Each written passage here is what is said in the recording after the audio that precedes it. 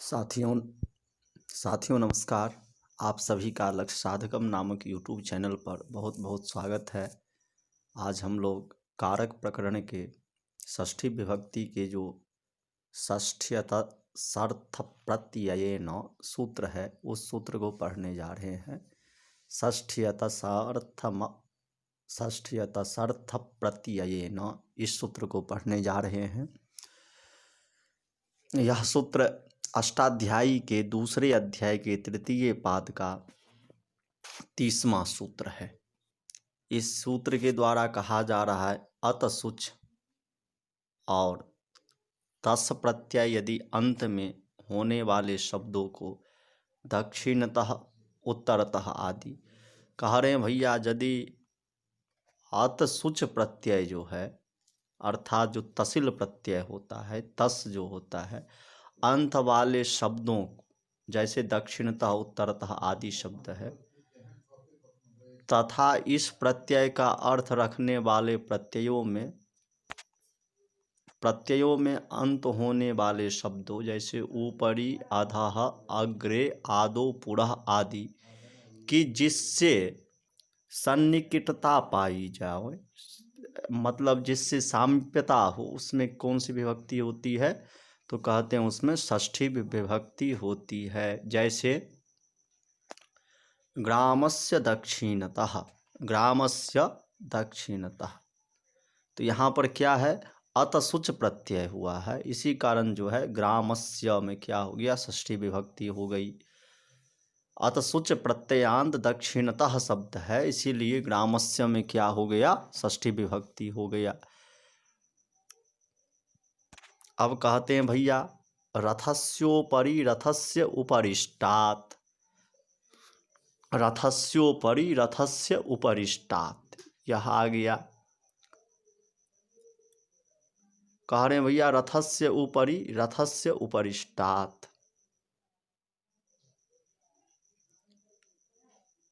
यहाँ पर ऊपरी में जो है, यहाँ पर क्या कहा था? ऊपरी, अधः, अग्रे, आदो और पुरः शब्द भी यदि सन्निकटता पाए तो उसमें षष्ठी विभक्ति होता है। तो यहाँ पर ऊपरी शब्द के योग में क्या हो रहा है? रथ से षष्ठी विभक्ति हो जा रही है। इसी प्रकार जो है रथस्य उपरिष्टात्, रथ में भी जो क्या हो जा रहा है, यहाँ पर उपरिष्टात् के योग में रथ शब्द से षष्ठी विभक्ति हो जा रही है। अब जब हम आगे बढ़ते हैं तो कहा जा रहा है पतिव्रता नाम अग्रे कीर्तनीया सुदक्षिणा, पतिव्रता नाम अग्रे कीर्तनीया सुदक्षिणा। तो यहाँ पर जो है आपने शब्द देखा होगा, कौन कौन से शब्द है? ऊपरी, अधः, अग्रे। तो अग्रे शब्द के योग में यहाँ पर क्या हो रहा है? षष्ठी विभक्ति हो रही है। वृक्षस्य अधः वृक्षस्य अधस्तात्, यहाँ पर क्या हो रहा है? वृक्ष में अधः शब्द के साथ योग रहने के कारण वृक्ष में षष्ठी विभक्ति हो जा रही है। कौन से सूत्र के सहयोग से? तो षष्ठ्य तसर्थ प्रत्ययेन, षष्ठ्य तसर्थ प्रत्ययेन सूत्र से हो रहा है। अब दूसरा आ गया तस्य स्थित्वा कथमपि पुरः कौतुकाधान हेतु, यहाँ पर क्या हो रहा है? तो पुरः शब्द के योग में कौतुकाधान हेतु में क्या हो गया? षष्ठी विभक्ति हो गई, तो कौतुकाधान हेतु प्रयोग बन गया। कहने का तात्पर्य यह है जो तस्य स्थित्वा कथमपि पुरः कौतुकाधान हेतु, यहाँ पर कौतुकाधान हेतु में जो है पुरः शब्द के योग में क्या हो गया? षष्ठी विभक्ति हो करके ऐसा प्रयोग बन गया। अब हम जो है टिप्पणी में चलते हैं, तो टिप्पणी में कहा जा रहा है ऊपरी, अधः, ऊपरी, अधि, अधः जब दोहरा कराते हैं, क्या हो?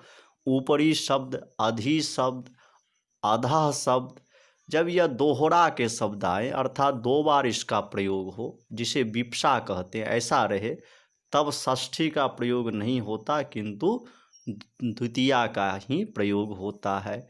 यदि यह शब्द 2 बार आए तो यहाँ पर क्या हो जाएगा, षष्ठी विभक्ति नहीं होगा, द्वितीया विभक्ति ही होगी, ऐसा इनका कहना है। अब सूत्र आ गया, दूरांतिकार्थे षष्ठ्यन्यतरस्याम।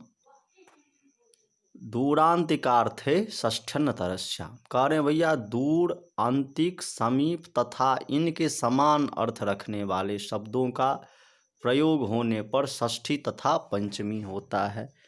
क्या कहते हैं, इस सूत्र के द्वारा कहा जा रहा है, कौन सा सूत्र आ गया, दूरांतिकार्थे षष्ठ्यन्यतरस्याम।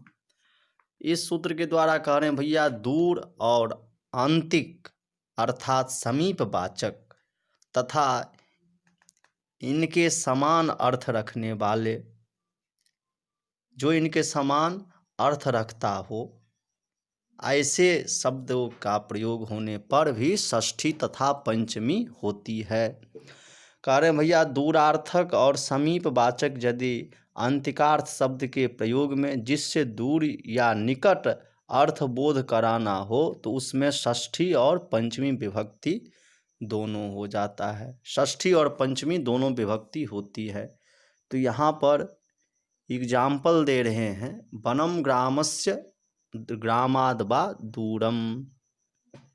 वन जो है ग्राम से, देखिए यहाँ पर क्या हो गया, ग्रामस्य ग्रामाद वा दूरम, गाँव, या इसमें षष्ठी विभक्ति भी हुई, पंचमी विभक्ति भी हुई। तो यहाँ पर क्या बोध करवा रहा है, दूर बोध करवा रहा है। तो दूर बोध करवाने के कारण जो है दूर शब्द के योग में क्या हो गया, षष्ठी और पंचमी दोनों विभक्ति हो गई। जंगल गांव से दूर है। प्रत्यासन्नो माधवी मंडपस्य, माधवी लता के कुंज के समीप। तो यहाँ पर प्रत्यासन्न जो शब्द प्रयोग किया गया है, यह प्रत्यासन्न वह क्या है, अंतिक अर्थ में है, अर्थात अंतिक किसको कहते हैं, समीप वाचक है। इसलिए समीप वाचक में जो है यहाँ पर क्या हो गया, षष्ठी विभक्ति दूरांतिकार्थे षष्ठ्यन्यतरस्याम सूत्र से हो गया। तो यहाँ पर प्रयोग बन गया माधवी मंडपस्य, ऐसा प्रयोग बन गया। कर्णपूरम प्रयागस्य प्रयागाद वा समीपम। कर्णपुर जो है वह प्रयाग प्रयाग के जो है समीप है। कानपुर, कानपुर को संस्कृत में क्या कहा जाता है, तो कर्णपूरम कहा जाता है। कानपुर को संस्कृत में क्या कहा जाता है, कर्णपुर। तो कानपुर जो है कर्णपूरम प्रयागस्य प्रयागाद वा समीपम, कानपुर जो है प्रयाग से समीप में है। तो मतलब यहाँ पर जो है समीप वाचक शब्द का योग रहने के कारण प्रयाग में जो है पंचमी और षष्ठी जो है दूरांतिकार्थ ही षष्ठ्यन्यतरस्याम च, षष्ठ्यन्यतरस्याम सूत्र से षष्ठी और पंचमी विभक्ति हो गई। अब कह रहे हैं भैया, यहाँ पर टिप्पणी के द्वारा कह रहे हैं, जो जिसमें दूरी दिखाई जाती है, अर्थात जिससे दूरी दिखाई जाती है, जिसमें नहीं जिससे, उसमें षष्ठी या पंचमी होता है। किंतु दूरवाची या निकटवाची शब्दों में द्वितीया आदि होते हैं। और दूरवाची या निकटवाची शब्दों से क्या हो जाता है, द्वितीया विभक्ति होता है। जिससे दूर दिखाई जाता है उसमें पंचमी या षष्ठी विभक्ति होता है, ऐसा कह रहे हैं। अब सूत्र आ गया अधिगर्थ दयेशाम कर्मणि। कौन सा सूत्र आ गया, अधिगर्थ दयेशाम कर्मणि। यह सूत्र कहता है भैया अधिपूर्वक ई धातु स्मरण करना यदि अर्थ हो, अधिपूर्वक ई धातु का यदि स्मरण करना अर्थ हो, दय धातु का अर्थ यदि दया करना हो, इस धातु का अर्थ यदि समर्थन करना हो, तो क्या होता है, तो इनके अर्थ रखने वाले अन्य धातुओं के कर्म में षष्ठी हो जाता है। तो अधिगर्थ दयेशाम कर्मणि से जो है अधि उपसर्ग पूर्वक ई धातु हो या दय धातु हो या ईश धातु हो या इस धातु के समान अर्थ रखने वाले और धातु हो तो उनके कर्म में जो है षष्ठी विभक्ति हो जाती है। मित्रों, यह जो यहाँ पर जो ई है, यह ई का स्मरणे कौन से धातु है? ई का स्मरणे एक धातु है। उस धातु के साथ वह धातु यदि अधि उपसर्ग के साथ प्रयोग होता है, दय दाने धातु है, यदि वह जो है अधि उपसर्ग पूर्वक उसका प्रयोग होता है, और यदि ईश धातु जो यथेष्ट प्रयोग तत्कर्ता स्वामी द्वारा यदि उसका अधि उपसर्ग के साथ प्रयोग होता है तो इनके कर्म में क्या हो जाता है? अधिगर्थ दयेशाम कर्मणि सूत्र से षष्ठी विभक्ति हो जाती है। एक स्मरणे धातु हमेशा अधि उपसर्ग के साथ प्रयोग होता है, उसी के अर्थ के जैसा अर्थ जिसका स्मरण, अतः स्मरणार्थक दय दान एवं ईश यथेष्ट प्रयोग तत्कर्ता स्वामी द्वारा अर्थवाचक शब्दों के प्रयोग में कर्म में क्या हो जाती है? षष्ठी विभक्ति हो जाती है। अर्थात स्मरण क्रिया का जो कर्म, दान क्रिया का जो कर्म और यथेष्ट प्रयोग क्रिया का जो कर्म होगा उसमें षष्ठी विभक्ति हो जाएगी। जैसे मातुः स्मरति या मातुः स्मरणम, तो यहाँ पर क्या हो रहा है? स्मरण किया जा रहा है, मातुः स्मरति। तो यह भी क्या है? इक जो धातु है जो स्मरणे है उसी का अर्थ बोध करवा रहा है, तो उस अर्थ में होने के कारण क्या हो जाता है? यहाँ पर मातुः में षष्ठी विभक्ति हो जाती है।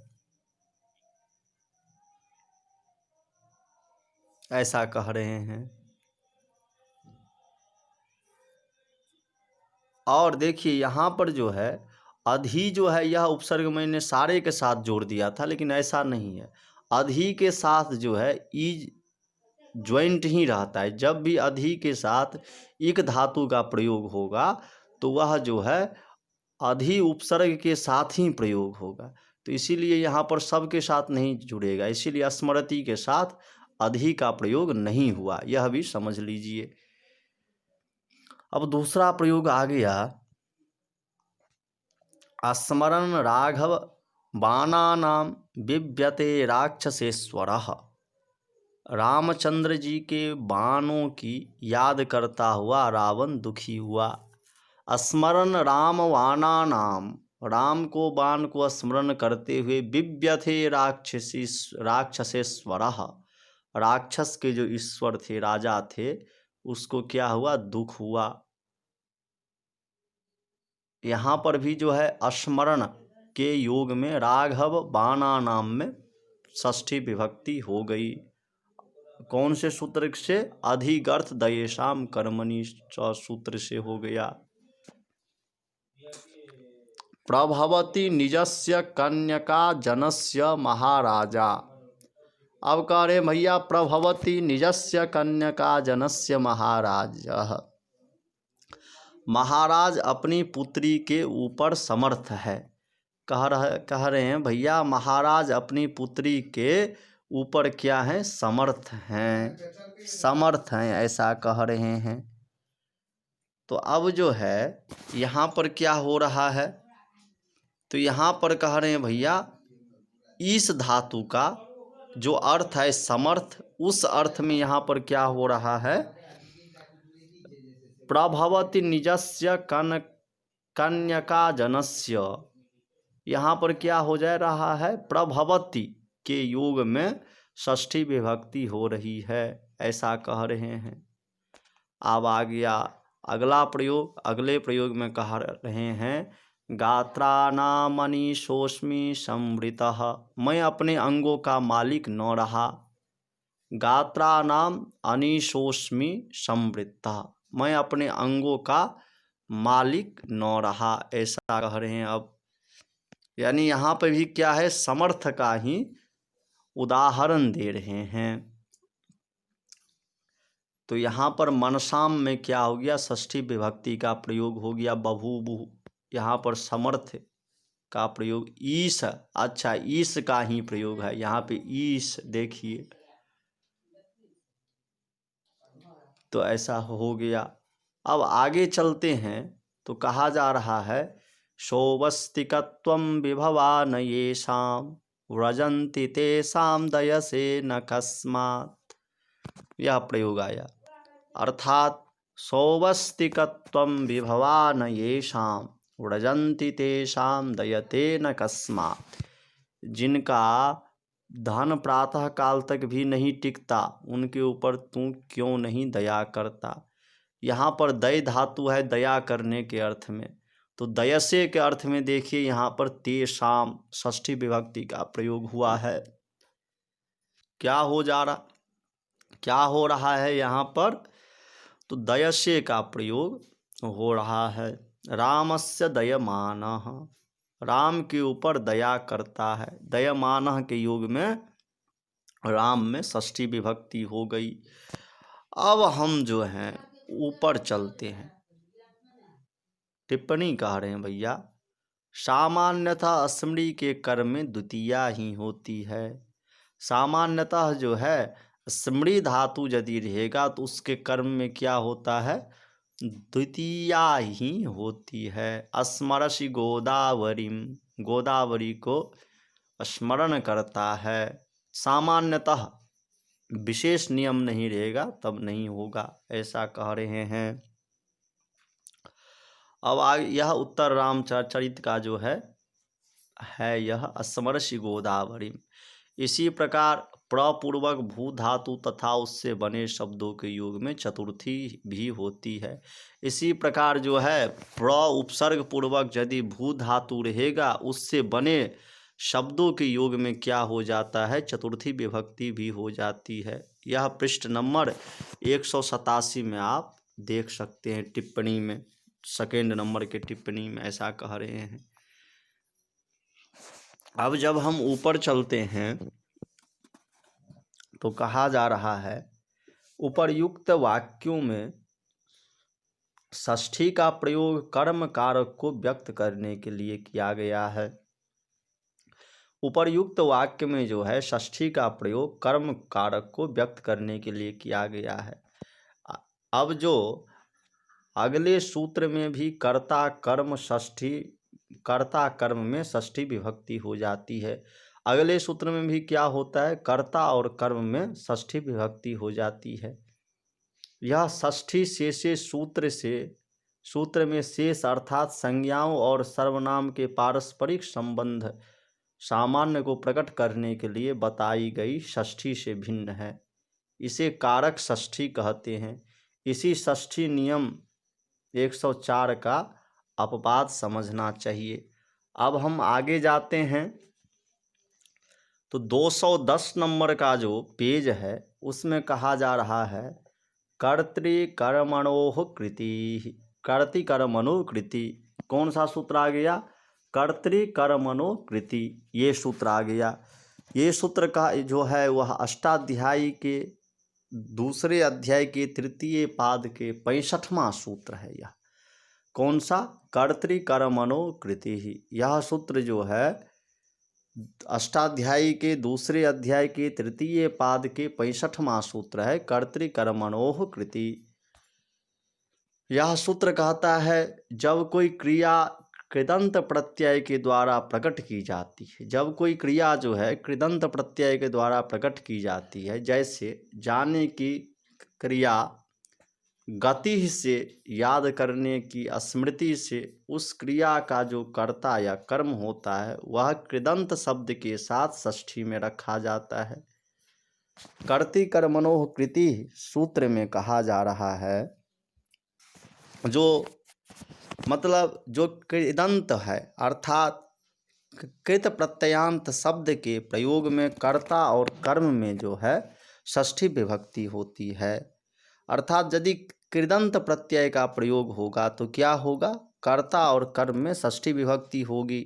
जैसे यहाँ पर दिखा रहे हैं, जब कोई कर्तृकर्मणो कृति का हिंदी लिख देते हैं यहाँ पर, जब कोई क्रिया कृदंत प्रत्यय के द्वारा प्रकट की जाती है, जब कोई कर्ता कृदंत प्रत्यय के द्वारा प्रकट किया जाएगा, जैसे जाने की क्रिया गति से, याद करने की स्मृति से, तो उस क्रिया को जो कर्ता या कर्म होता है वह कृदंत शब्द के साथ षष्ठी में रखा जाता है। कृदंत शब्द के साथ क्या होता है, वह षष्ठी में रहता है। जैसे कृष्णस्य कृति ही, तो यहाँ पर कृदंत शब्द में अक्तिन प्रत्यय है, कृति में अक्तिन प्रत्यय, यह जो है अक्तिन वह कृदंत प्रत्यय है, तो कृष्णस्य में क्या हो गया, षष्ठी विभक्ति हो गई, ऐसा कह रहे हैं।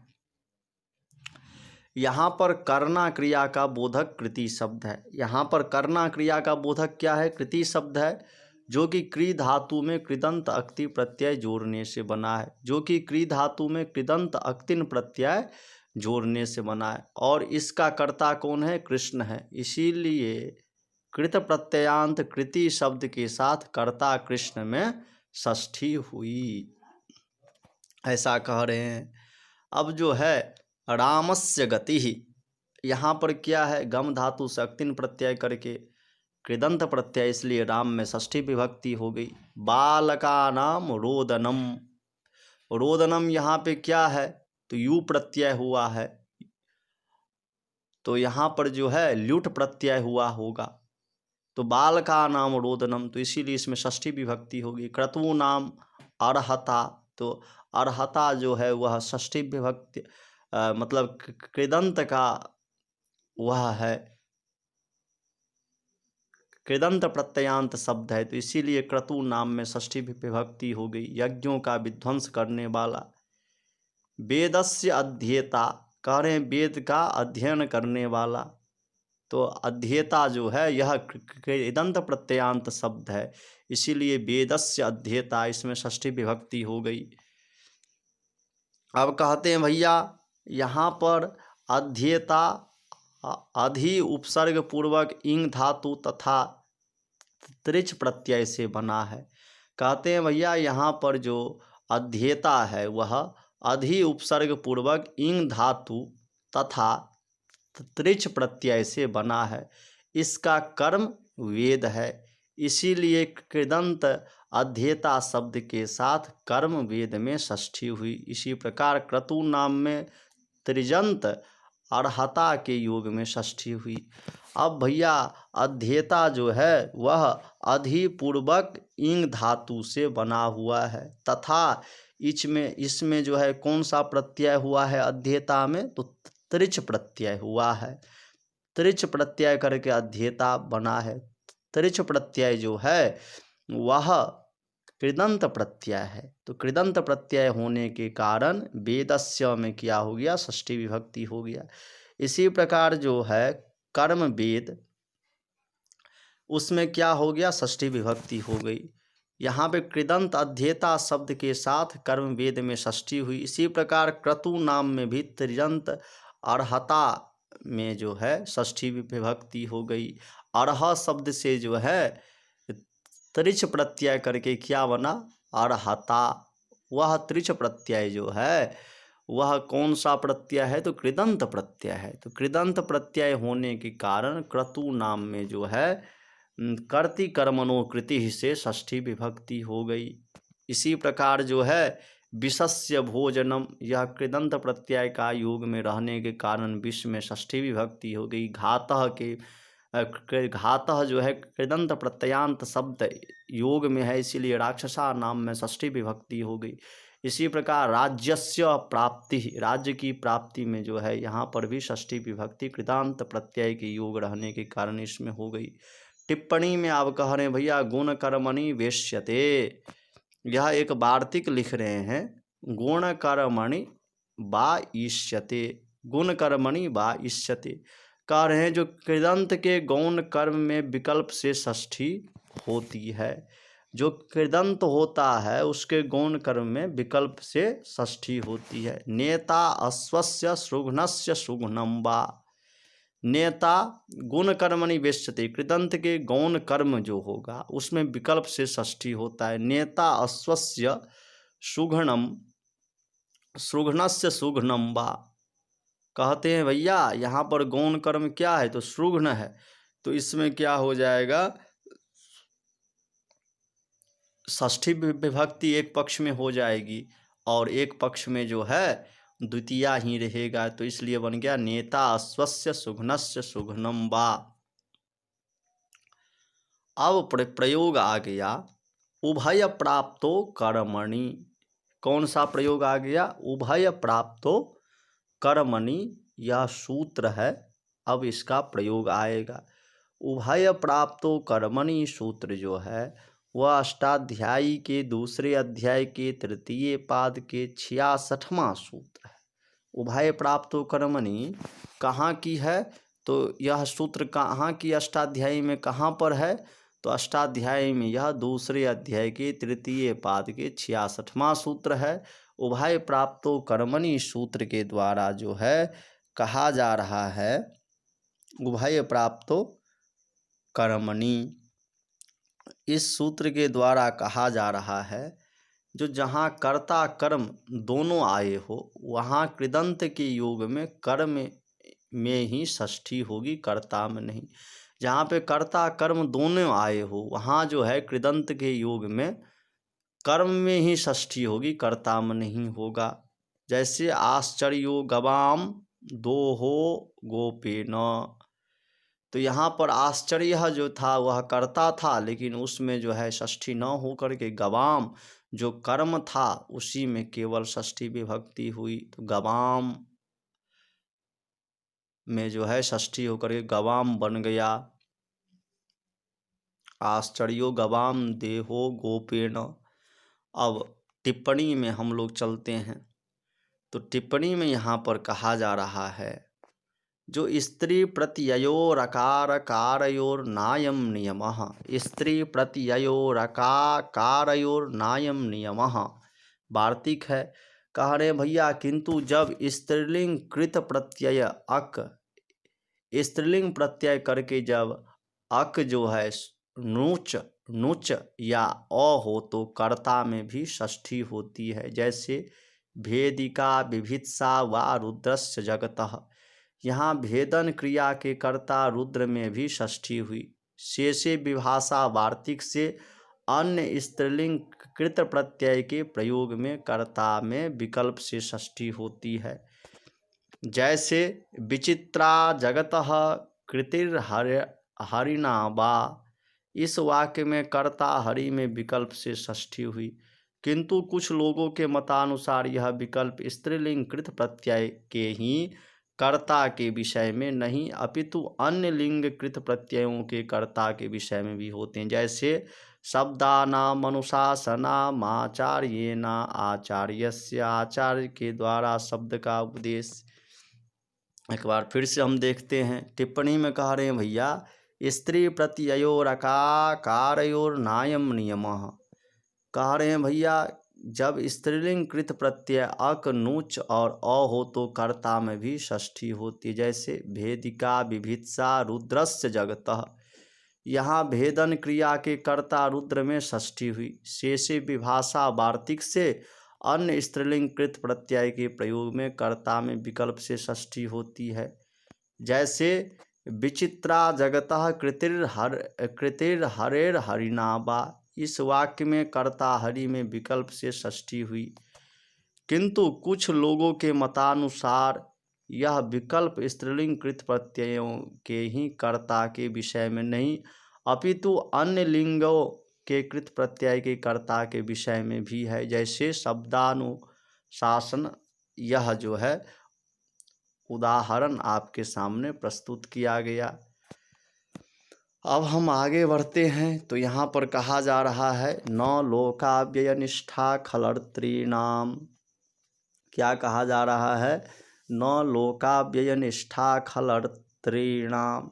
कर्तृकर्मणोकृति सूत्र से जो है यहाँ पर सभी कृदंत प्रत्ययों के योग में कर्ता तथा कर्म में षष्ठी विभक्ति किया गया था, किंतु ना लोकाव्यय निष्ठा खलर्तॄणाम सूत्र से जो है यहाँ पर क्या होता है तो कहते हैं कर्तृकर्मणोकृति ही क्षेत्र से छोटा कर देने वाला है। इसका अर्थ है लकार के अर्थ में प्रयोग किए जाने वाले प्रत्ययों में अंत होने वाले शब्दों के योग में उ उक में अंत होने वाले कृदंत शब्दों के योग में कृदंत अव्ययों के योग में निष्ठा अक्त अक्त बतु में अंत होने वाले शब्दों के योग में खल तथा खल के समान अर्थ रखने वाले प्रत्ययों में अंत होने वाले शब्दों के योग में तथा तृण प्रत्याहार के अंतर्गत आने वाले प्रत्ययों के अंत में होने वाले शब्दों के योग में षष्ठी नहीं होती है, ऐसा कह रहे हैं भैया कर्तृकर्मणोः कृति सूत्र से भी सभी कृदंत प्रत्ययों के योग में कर्ता तथा कर्म में षष्ठी का विधान किया गया था, किंतु न लोकाव्यय सूत्र जो है न लोकाव्यय निष्ठा खलर्थी नाम सूत्र कर्तृकर्मणोकृति के क्षेत्र को छोटा कर देने वाला है। इसका अर्थ है लकार के अर्थ में प्रयोग किए जाने वाले प्रत्ययों में अंत होने वाले शब्दों के योग में उक में अंत होने वाले कृदंत शब्दों के योग में कृदंत अव्ययों के योग में निष्ठा अक्त अक्तवतु में अंत होने वाले शब्दों के योग में खल तथा खल के समान अर्थ रखने वाले प्रत्ययों के अंत होने वाले शब्दों के योग में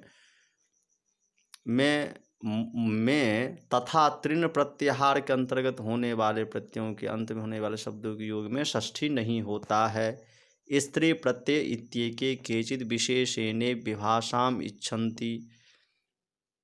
अब यहाँ पर उदाहरण प्रस्तुत करते हैं। जो प्रत्यय जिस लकार में प्रयुक्त होता है वह नीचे दिखाया जाता है, नीचे दिखाया जा रहा है। यहाँ पर कह रहे हैं भैया जो प्रत्यय जिस लकार में प्रयुक्त होता है वह आपको नीचे यहाँ पर दिखाया जा रहा है।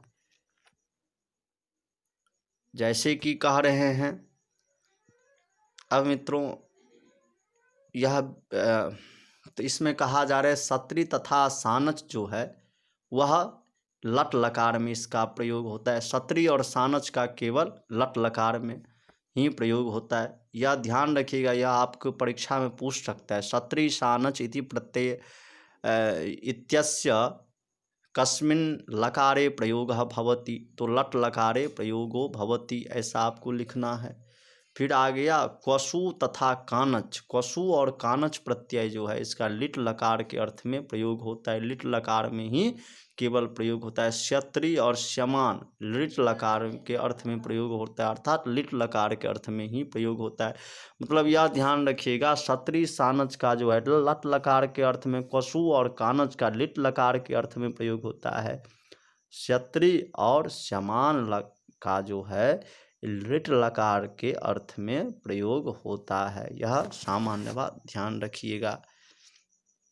अब जो है सत्री सानच यहाँ पर जो है वह तृण प्रत्याहार के अंतर्गत भी है। सत्री सानच जो है वह कौन से प्रत्याहार के अंतर्गत है, तो तृण प्रत्याहार के अंतर्गत है, ऐसा समझा रहे हैं। इसीलिए जो है उनका उदाहरण यहाँ न दिया जाकर उसी जगह पर दिया जाए, इसीलिए इनका उदाहरण जो यहाँ न दिया है, इसका उदाहरण वहीं पे दिया जाएगा। अब कह रहे हैं भैया यहाँ पर क्वसु कानच क्षत्रि श्यमान के उदाहरण दिए जाएंगे। यहाँ पर कह रहे हैं भैया आपको जो है क्वसु कानच क्षत्रि श्यमान के जो है आपको एग्जाम्पल दिए जाएंगे, उदाहरण दिए जाएंगे। जैसे कि देखिए यहाँ पर क्वसु का जो है आपके सामने क्वसु प्रत्ययांत शब्दों का उदाहरण दिया जा रहा है। काशीं जगमिवान् पुरुषः स्वर्गम लभते। काशी गया हुआ पुरुष स्वर्ग पाता है।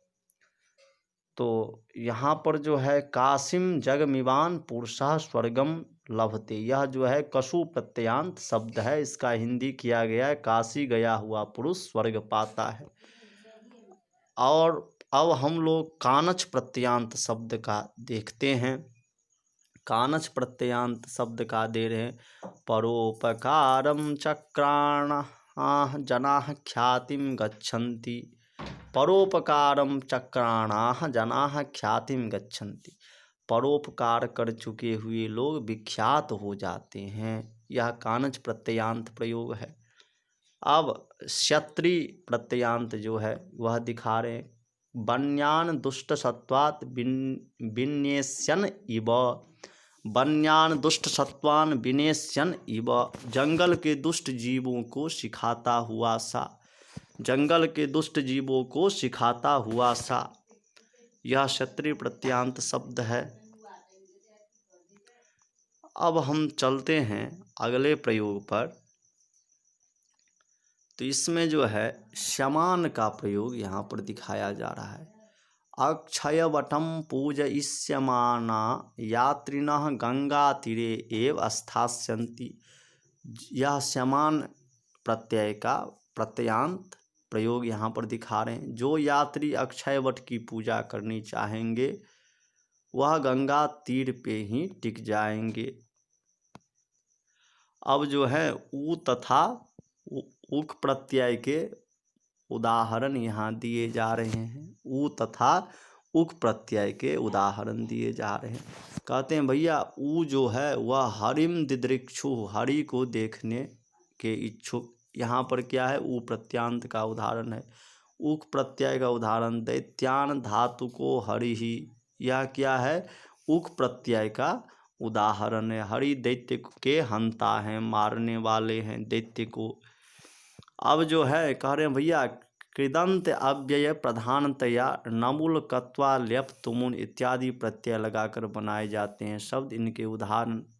अब कहते हैं भैया कृदंत प्रत्यय जो है वह प्रधानतया नमुल अक्त्वा ल्यप तुमुन इत्यादि प्रत्यय लगा करके बनाए जाते हैं। जैसे नमुल का यहाँ पर उदाहरण दे रहे हैं, स्मारम अस्मारम स्वगृहचरितम दारुभूते मुरारी, यह नमुल प्रत्यांत का उदाहरण है। जहाँ पर नमुल प्रत्यय होता है वहाँ दो बार रूप बन जाता है, इसीलिए स्मारम स्मारम यहाँ पर आपको दिखाई दे रहा होगा।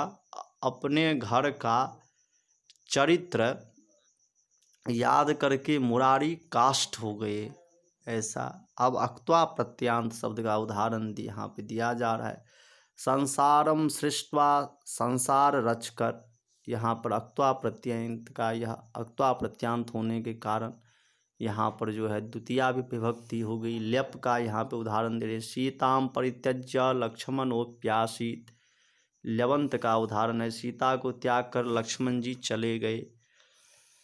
अब जो है तुमुन प्रत्यांत का यहाँ पर उदाहरण प्रस्तुत करते हैं। यशोधिगंतुम सुखमीहितुम वा मनुष्य संख्या मतिवर्तितुम वा, तुमुन प्रत्यांत का अधिगंतुम समीहितुम वर्तितुम, यह देखते होंगे यश पाने के लिए या सुख चाहने के लिए या मनुष्यों से बढ़ जाने के लिए।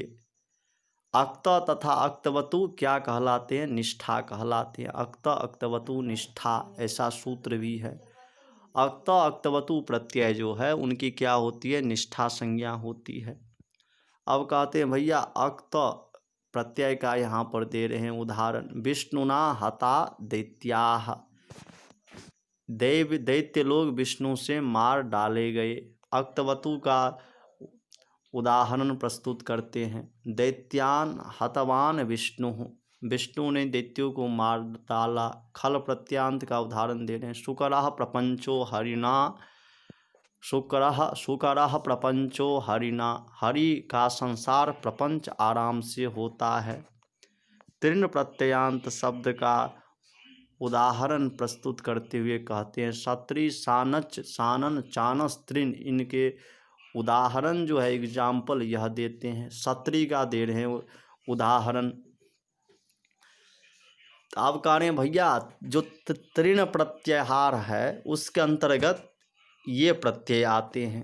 जो हमने पहले कहा था तृण प्रत्याहार, उसके अंतर्गत इतने प्रत्यय आते हैं। कौन कौन से, सत्री सानच सानन चानस और तृण, अर्थात कौन कौन से, सत्री सानच सानस सानन और तृण प्रत्यय, अर्थात 5 प्रत्यय आते हैं। तो सत्री का यहाँ पर दे रहे हैं उदाहरण, बालकः पश्यन्, लड़का को देखता हुआ। सानच का क्लेशम सहमान, दुख सहता हुआ।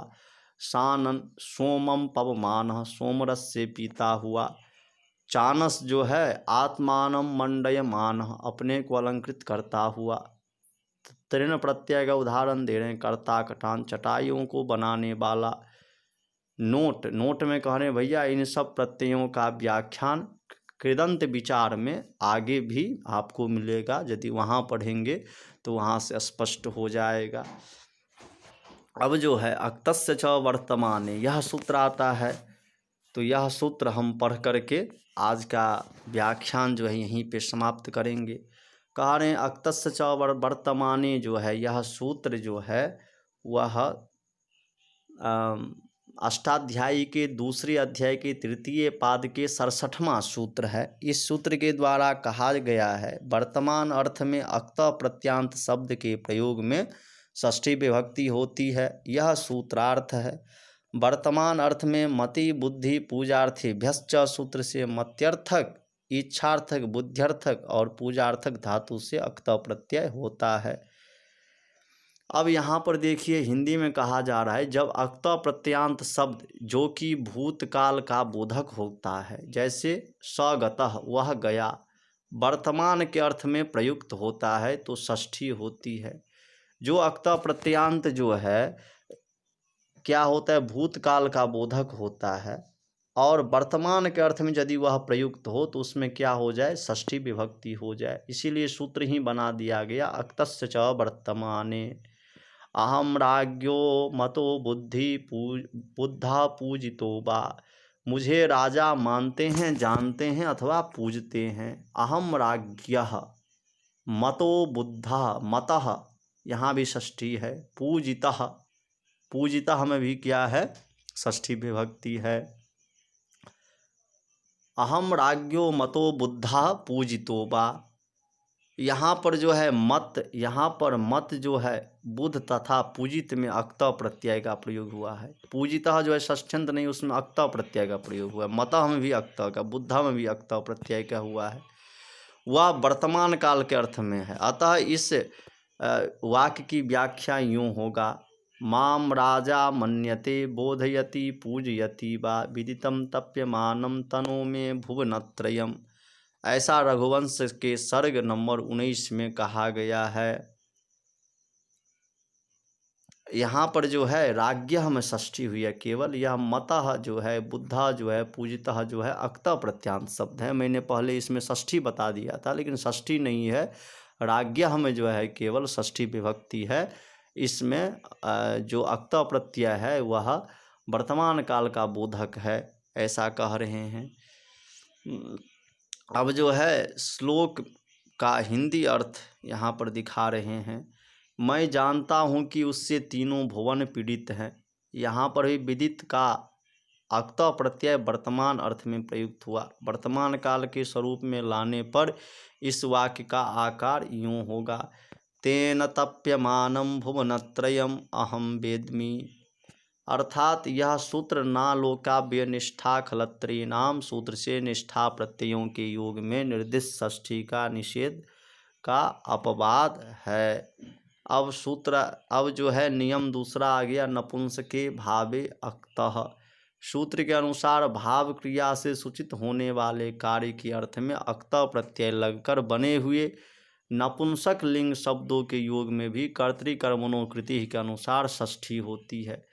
कहते हैं भैया नपुंसके भावे अक्तः सूत्र के अनुसार जो है भाव क्रिया से सूचित होने वाले कार्य के अर्थ में अक्त प्रत्यय लगकर बने हुए नपुंसक लिंग शब्द के योग में भी कर्तृकर्मणोकृति के अनुसार षष्ठी होता है। जैसे मयूरस्य नृत्यम, तो यहाँ पर जो है नृत्यम के योग में अक्त प्रत्यांत के योग में षष्ठी विभक्ति हो गई। छात्रस्य हसितम, यहाँ पे भी हो गया षष्ठी विभक्ति। भाव जो है, भाव के अर्थ में अक्त प्रत्यय यहाँ पर लगा था और नपुंसक लिंग में था, तो इसलिए यहाँ पर षष्ठी विभक्ति दोनों में, मयूरस्य नृत्यम और छात्रस्य हसितम में षष्ठी विभक्ति हो गई, छात्र में और मयूर में। अब जो है आगे का जो है अब कल से देखेंगे, आज जो है बस यहाँ तक। अब जो है कल से जो है जो आगे का वीडियो होगा उसमें कृत्यानाम कर्तरी वा, यहाँ से जो है पाठ चालू होगा। और फिर यहाँ से पाठ चलेगा। तब तक के लिए नमस्कार, धन्यवाद। हमारे चैनल को देखते रहिए, बने रहिए। नमस्कार, नमो नमः।